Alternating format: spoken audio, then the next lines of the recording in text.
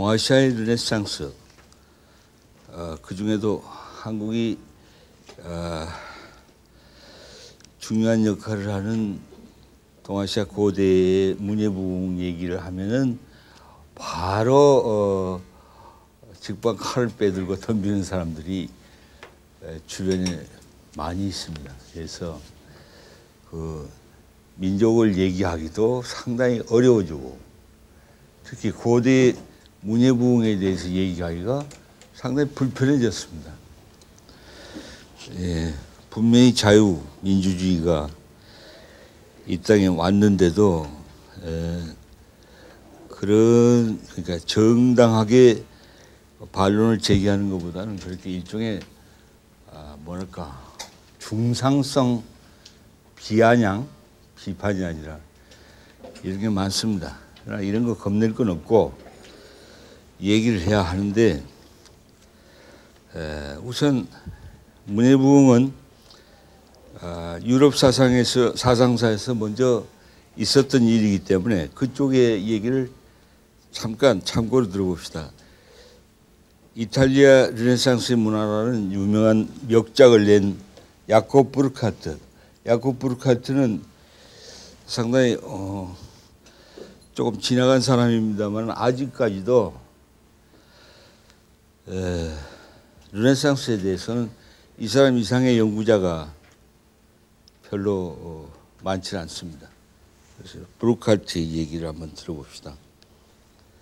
서양 사상이, 이게 똑같은 얘기는 아닙니다. 이런 뜻으로 내 기억으로 쓰는 거니까. 서양 사상이 고대 없이도 가능했을 것입니다. 이건 부르카트의 시인입니다. 현대 서양 사상이 고대가 없이도 가능했었을 것이다. 그러나 서양의 실제 역사로서의 르네상스는 분명히 어김없는 유럽 고대의 부활이다. 이걸 유의하십시오. 이 말이 굉장히 중요한 말입니다. 그리고 필연이다. 르네상스 없이도 뭐가 가능했겠지만은 지금과 같은 서양의 융성한 문명은 틀림없는 고대의 문예부흥, 르네상스의 결과다. 또 하나 여러분이 잊지 말아야 할 말이 있습니다. 그리고 유럽 르네상스는 이탈리아 민족 정신과 단단히 결합되어서 전체 서양 앞에 나타났다. 다시 읽습니다. 그리고 유럽 르네상스는 이탈리아 민족 정신과 단단히 결합된 형태로 전체 서양 앞에 나타났다. 이걸 잊지 않으시고 제 얘기를 들으시면 조금 도움이 되리라고 생각합니다. 21세기와 동아시아 문예부흥이라는 제목입니다. 21세기는 그럼 어떤 시대로 예상되는가? 지금 현재는 어떻고 지금 들어서고 있는 21세기는 과연 어떤 시대가 될 것인가? 뉴욕타임스나 유럽의 좀 큰 매체들은 기회 있을 때마다 다음과 같은 얘기를 합니다. 현재 그리고 다가오는 미래의 지구 현실은 한마디로 대혼돈이다. 빅카오스. 대혼돈이라고 규정을 합니다. 아시다시피 지구 생태계의 오염, 파괴, 멸종, 변질은 극도에 달하고 있습니다. 거기다가 온난화, 지금 덥죠.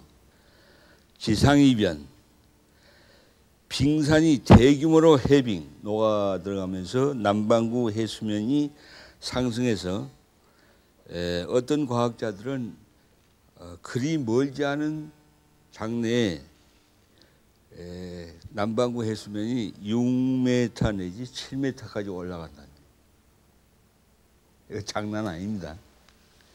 이렇게 되면 각 대륙의 저지대, 곡창, 농산물이 나는 데는 전부가 침수될 뿐만 아니라 도시들까지도 다 침몰합니다.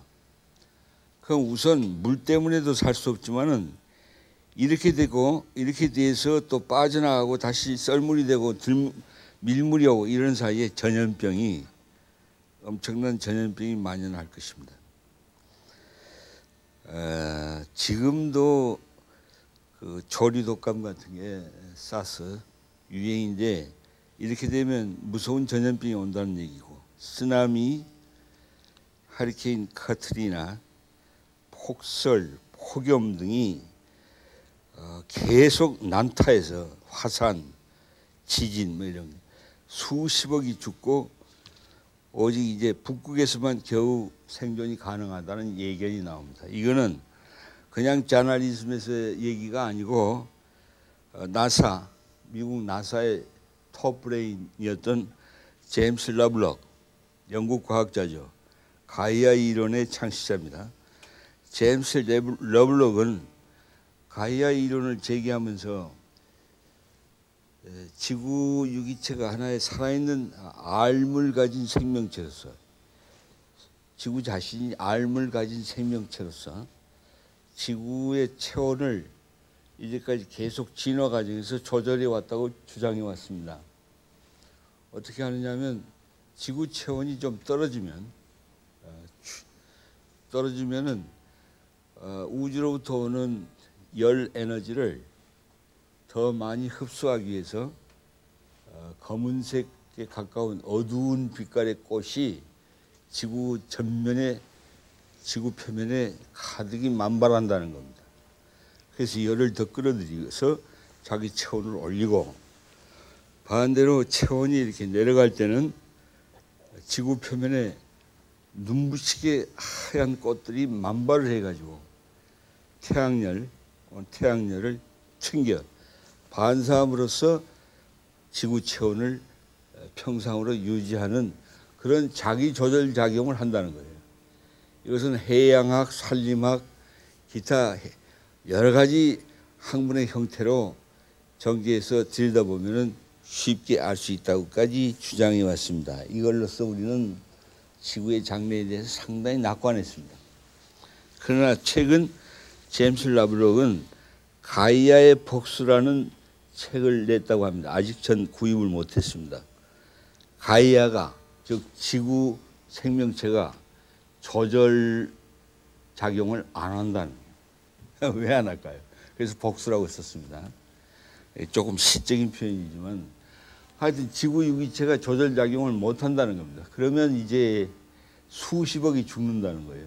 그래서 북극하고 고산지대 그 북쪽 기온이 지금은 추우나 앞으로는 굉장히 선선해질 것이기 때문에 거기서밖에 못 산다. 이것이 현재 지구의 현실입니다. 이래서 대혼돈이라고 부르는 겁니다. 여기에 대한 처방은 무엇일까? 치료가 가능한가? 탁월한 과학밖에는 처방이 없는데 지금 유럽이 자랑하는 또는 아메리카가 자랑하는 가장 탁월한 과학도 혼돈과 혼돈에서부터 이제 막 나타나기 시작한 카오이드라고 부르는 혼돈의 징후라든가 이런 것 이외에는 더 이상 발견을 못하고 찾아내지를 못하고 있습니다. 그래서 화학 계통에서는 아시죠? 유명한 일리아 프리고진 같은 사람은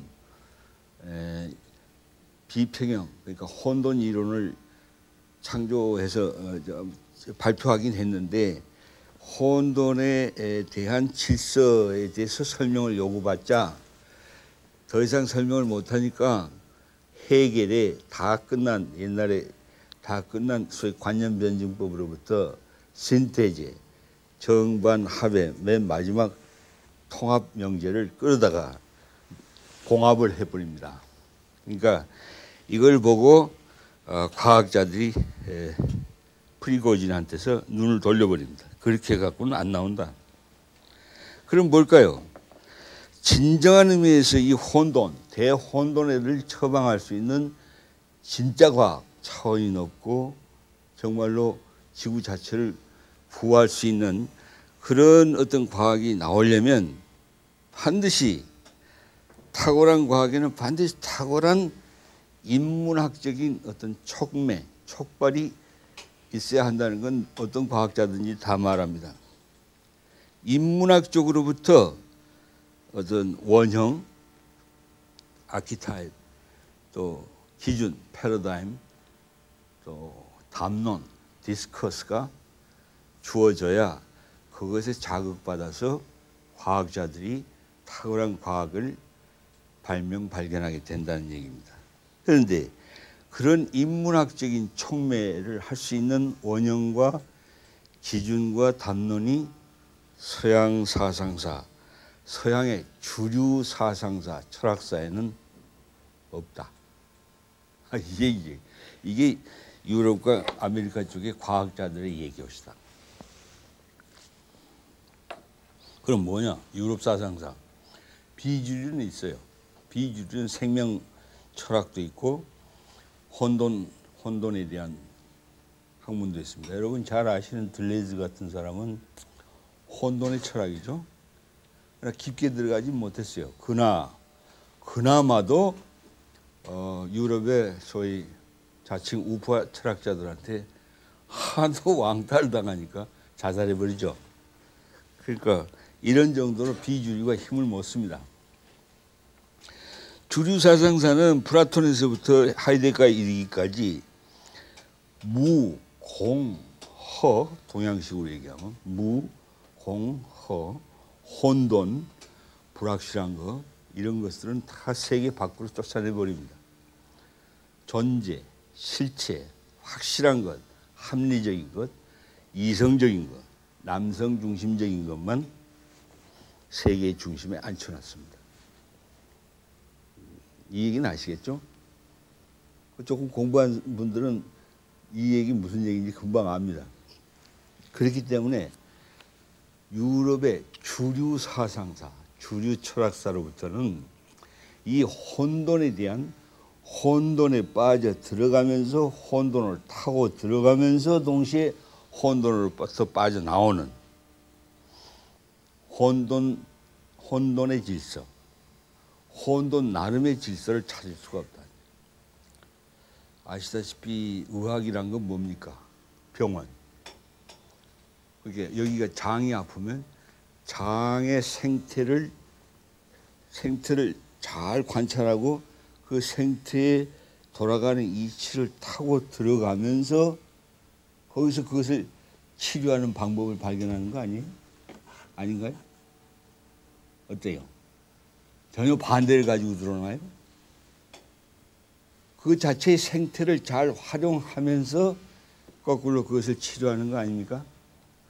혼돈에 대해서 처방을 하려면 혼돈을 타고 들어가면서 혼돈 그 나름의 속에 감추어진 어떤 새로운 질서를 근본적 질서를 발견해야 혼돈에 대한 처방이 가능하다는 얘기입니다.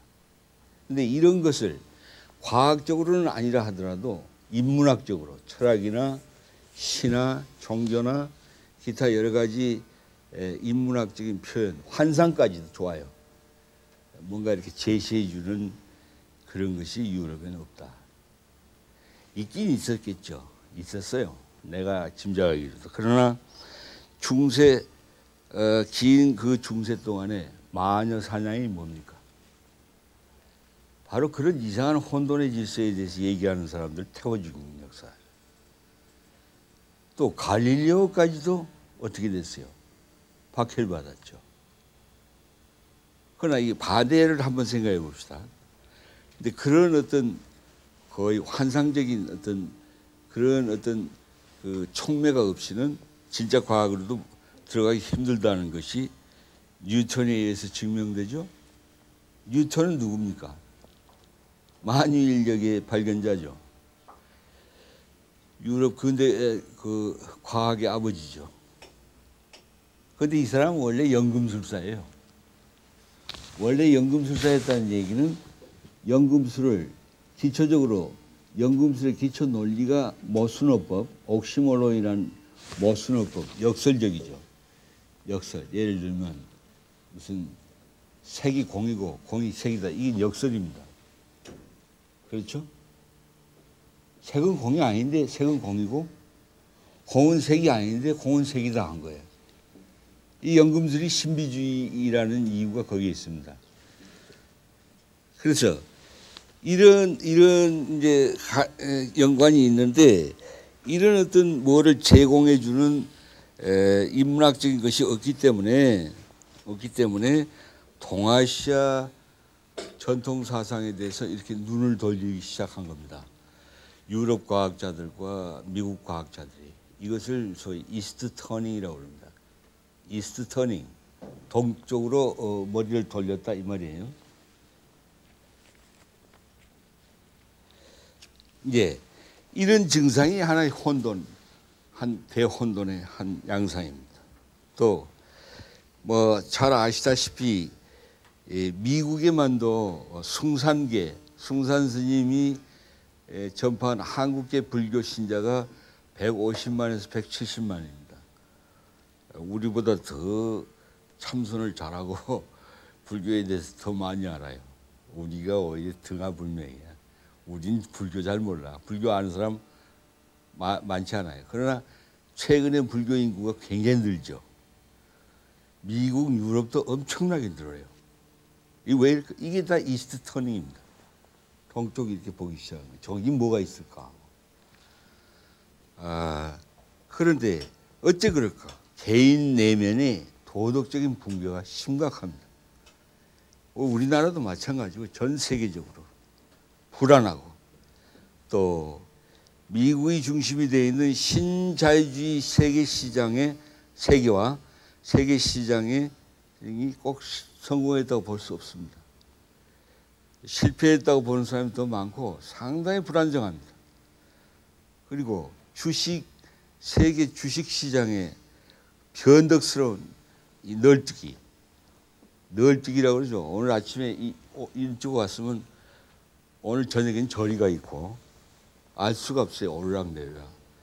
그래서 카지노 자본주의라고 그러죠. 언제 어떻게 될지 몰라. 무슨 패가 터질지 몰라요. 이제 그 바람에 돈을 벌기도 하고, 이제 거기 뭐 들락날락 하는 사람도 있지만은 하여튼 이 불안하고, 특히나 인권 침해, 테러, 그것과 전쟁, 소위 생명에 반대되고 평화에 반대되는 테러와 전쟁이 큰 문제로 등장했다. 이래서 이것을 극복할 수 있는 대안에 대한 갈증이 전 세계적으로 퍼져 있습니다. 미국만이 아니고. 그다음에 세 번째 특징이 뭐가 있냐? 올해 스위스의 다보스 포럼 여러분 아시죠? 선진국들의 이 경제 중심의 정상회담입니다. 여기에 맞불 놓는 걸 월드 소셜 포럼이라고 그러는데, 이제 조금 좌파 정권들이 하는 거지만 이거 아직도 별 볼 일 없고, 다보스 포럼이 아주 강력합니다. 그런데 이 선진국들 정상회담인 다보스 포럼에서까지 예외적인 테마가 명제가 나왔습니다. 뭐냐면 전 세계적 차원에서 경제까지 포함해서, 정치, 경제, 문화 다 포함해서 전 세계적 차원에서의 창조적 빈곤이 지적됐습니다. 조금 놀라운 일이죠. 그래서 진정한 창조력의 필요성이 가장 큰 메인 테마로 강조됐습니다. 이것은 잇따라서 설명이 무엇을 요구하는 거냐면 상상력과 대혁신을 요구하는 거예요. 뭐가요? 지구 전체에 대해서, 인류의 삶 전체에 대해서 보다 깊은 상상력과 대혁신이, 문화의 대혁신이 요구됐습니다. 자, 이런 것들이 지금 현실이고 전 주어진 대혼돈의 내용이었다. 그렇다면 21세기는 이런 대혼돈이라고 부르는 이와 같은 내용들이겠는데, 바로 이 21세기 세계에 대해서 어떤 대안이 이 21세기 세계에 대해서 대답을 하고 결정할 수 있겠는가?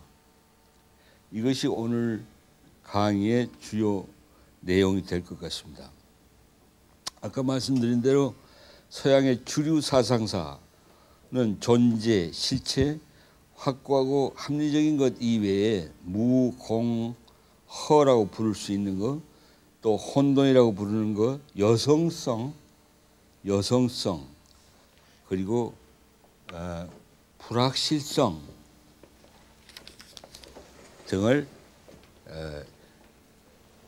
만지긴 만집니다. 건드리긴 건드리는데, 예를 들어서 퍼지 이론 같은 거, 프랙탈 이론, 카오스 수학, 그것도 가이아 이론도 마찬가지고, 또 에로스와 문명의 관계, 페미니즘 이런 것들이 건드리긴 건드리지는데 아직도 어린 반풀을 수 없어요. 가부장제, 이성 중심주의, 존재와 실체 중심주의는 끄떡없습니다.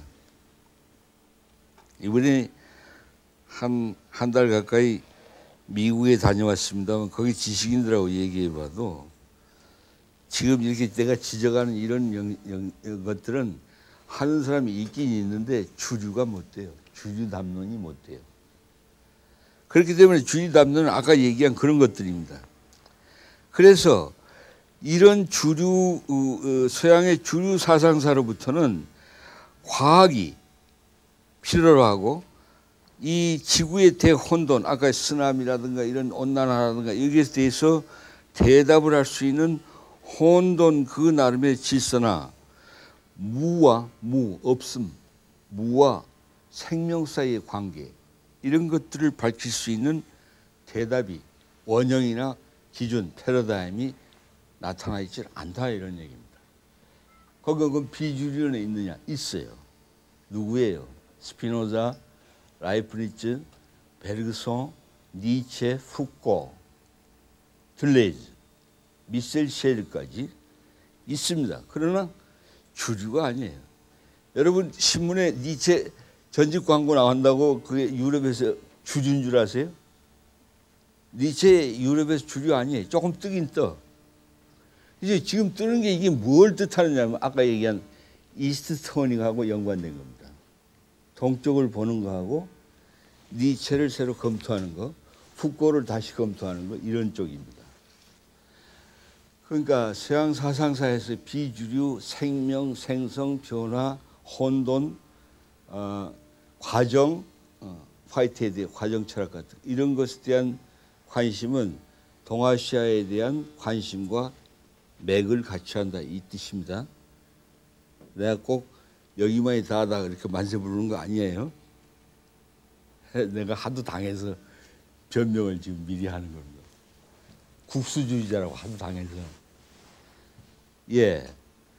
그러면 이런 것들이 이스트 터닝인데, 이런 과정에서 동아시아의 중국을 모두 주목을 하고 있습니다. 그러면 이상이 얘기한 바로 세 가지가 중국에는 있는가? 여기서 잠깐 끼어 넣어서 말을 할 것이 있는데, 제프리 추라는 노벨 화학상 받은 사람이 있었죠. 이 사람 아주 명백하게 문학과 예술이 본격적인 과학의 첫걸음이다, 이렇게 말을 합니다. 그런가 하면 지금 한창 뜨고 있는 제레미 리프킨 같은 사람은 아주 명백하게 문화가 교역과 경제를 유도한다, 그거까지 아주 명백하게 얘기합니다. 과학자인데. 예, 그럼 그걸 한번 생각해 봅시다. 그런데 아주 좀 우스갯소리입니다만 헨리 키신저라는 사람이 있죠. 이 사람이 뭐라고 그랬냐면 한국에 와서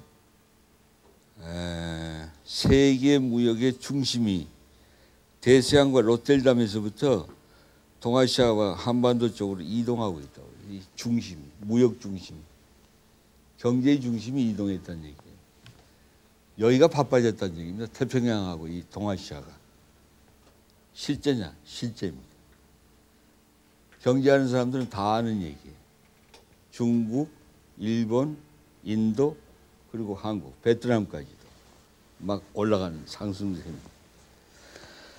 그러면 물질 가는데 마음도 가는 거니까 여기에 그렇게 경제적인 활력과 활성 그 에너지가 솟구친다면 여기에서 무엇인가 새로운 문화, 새로운 어떤 정신, 새로운 뭐 과학이 나타날 수 있겠죠. 그건 상식입니다. 그런데 모두들 주목하는 게 중국입니다. 그럼 중국에는 바로 우리가 얘기한 혼돈, 나름의 질서, 그리고 테러와 전쟁에 반대하는 생명과 평화의 문화나 사상, 또 아까 이게 다보스 포럼에서 요구했던 극히 혁신적이고 극히 창조적인 상상력의 표현으로서의 새로운 문화 예술이 있는가? 중국에 있는가? 이거 물어볼 수밖에 없죠. 내 대답은 있지만 없답니다. 있습니다. 그러나 없습니다. 무슨 소리예요?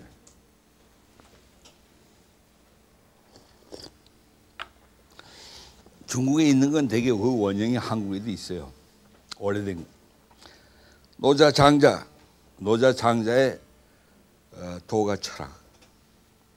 그 다음에 화엄불교나 조동종, 임재종 같은 혁신불교들. 그 다음에 주역.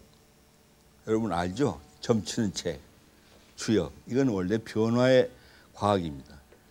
우주 변화에 대한 그야말로 혼돈에 대한 그 나름의 질서를 찾는 동아시아 나름의 신비주의적인 상수학이죠. 그리고 한국의 원류라고 볼 수 있는 고대 선도 풍류. 이런 것들이 중국에도 한국과 마찬가지로 있긴 있습니다만은 이것이 있으면서도 없어요. 사한 채로 죽어 있다는 얘기. 있긴 있어요. 볼 수도 있고. 그러나 공자 이래 유교, 유학의 주류 통치 철학의 체계 안에 제약되고 그 통치 철학의 유교 통치 철학의 체계로 번역되고 그 통치 철학의 제약에 의해서 이 뭐라고 그럽니까? 그러니까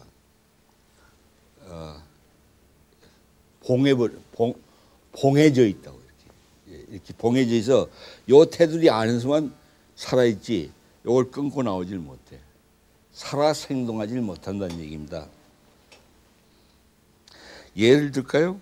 주역 가장 그 혼돈, 변화, 생성, 생명, 우주의 끄집없는 이 변화를 탐구하는 책인 주역이 주역의 그 뜻풀이 계사전이라고 그러는데 계사전 64괴로 되어 있습니다. 64괴, 64경으로 되어 있는데 이것이 컴비네이션 되면 그 다음에 뭐 300 몇십 개도 되고 뭐 수천 가지 조합의 수가 나옵니다.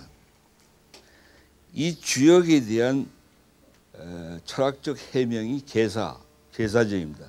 공자가 썼다고 하는데 하여튼 이 계사전에는 주역 64괴, 62괴가 전부 어떻게 시작하냐면 군자이라는 말로부터 시작합니다. 군자이는 무슨 뜻이냐면 군자는 아시죠? 공부한 선비, 남자, 그리고 벼슬하는 관료입니다. 집안에서는 가부장이고 세상에 나가서는 정치가고 지배자예요. 이 군자가 이럴 때에 이런 말입니다.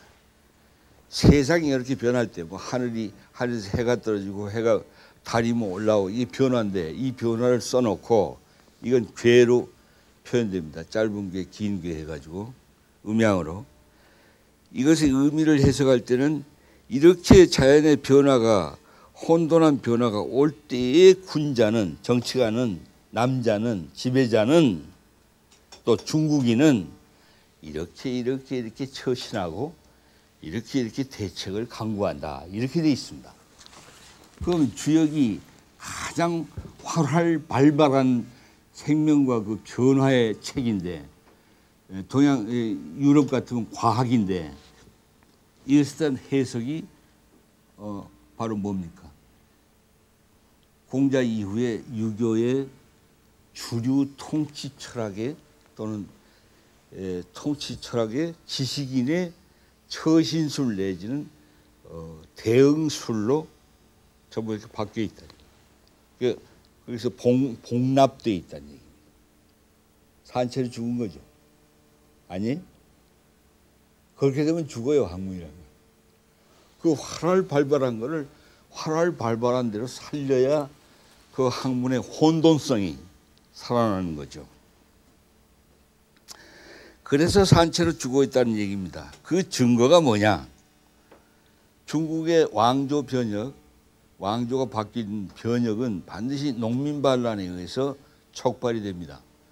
그런데 농민 반란이 일어날 때는 반드시 앞장서는 게 지금 산채로 죽어 있는 불교, 노장, 소위 도교, 도가라는 거, 선도, 그리고 주역 사상들.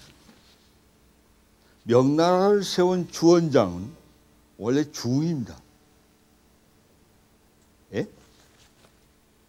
동양사를 다시 한번 쭉 보세요. 중국사도.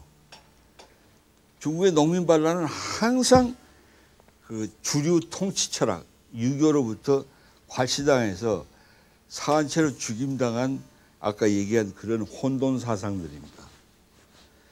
지금 중국이 왜 파룬궁을 그렇게 괄시할까? 파룬궁. 그래서 이번에 후진타오가 워싱턴 갔을 때 파룬궁이 뭐라 악을 쓰고 덤볐죠. 파룬궁이 고대 선도입니다. 고대 선도에다 불교 그리고 주역까지 조금씩 짬뽕돼 있어요. 파룬궁이. 그러니까 이건 농민 반란의 가능성이 있다. 숫자도 되게 많아. 그래서 그렇게 괄시하는 겁니다. 그러면 있으면서도 없다는 뜻을 아시겠죠? 있어요. 읽을 수도 있고 공부할 수도 있지만 그것 갖고 중국에서는 발 못 붙여.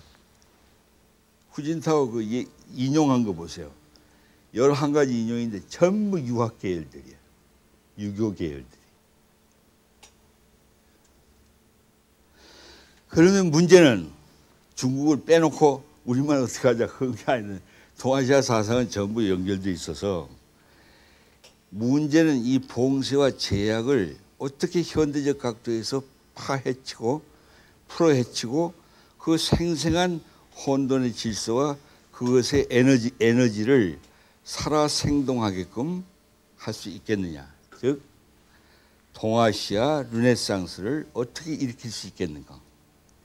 또 그 르네상스를 그러면 그 르네상스를 일으킨다면 그런데 이거 보세요. 이 중국의 이런 형편은 우리나라에도 비슷하게 있습니다.